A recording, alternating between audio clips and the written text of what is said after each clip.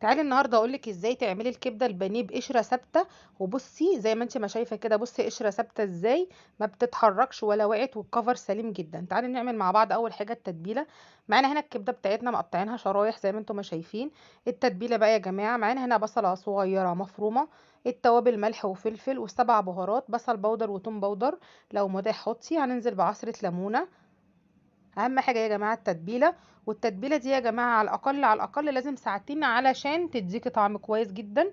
خلاص احنا مش هنزود في التتبيله اكتر من كده. وهننزل بمعلقه كبيره من الخل. هنقلب بقى كل الخلطه دي كده في بعضيها.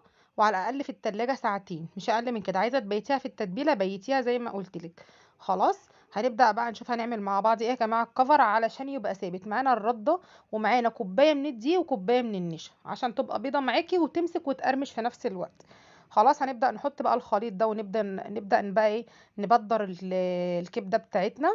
خلاص يبقى دقيق ونشا و... والردة. خلاص هنبدأ بقى نخلص بقى مع بعض كمية الكبدة بتاعتنا. هتديكي قشرة ثابتة جدا. خلصنا بقى، بصوا بقى يا جماعة، في زيت يعني اقل من الوسط كده، انا لسه مش معلية النار عليه. خلاص القشره بصي ماسكه معاكي، مش هتفك خالص، بس امشي بنفس الخطوات اللي انا وريتها لك كده. طبعا احنا مش هنطول على الكبده على النار، عشان هي ما بتاخدش سوا. خلاص عشان ما تشدش معاكي في الاكل، تبقى طريه هي، يا دوبك تشم بس النار وتاخد اللونين على الوشين وخلاص، وبتطلعيها مش اكتر من كده. خلاص. وهنبدأ بقى نعمل مع بعض الكبدة كلها بنفس الطريقة. خلاص بص زي ما انتم ما شايفين القشرة ثابتة، ما اتحركتش خالص من مكانها. وبكده نكون خلصنا مع بعض الكبده كلها بالطريقه اللي انت شايفاها دي.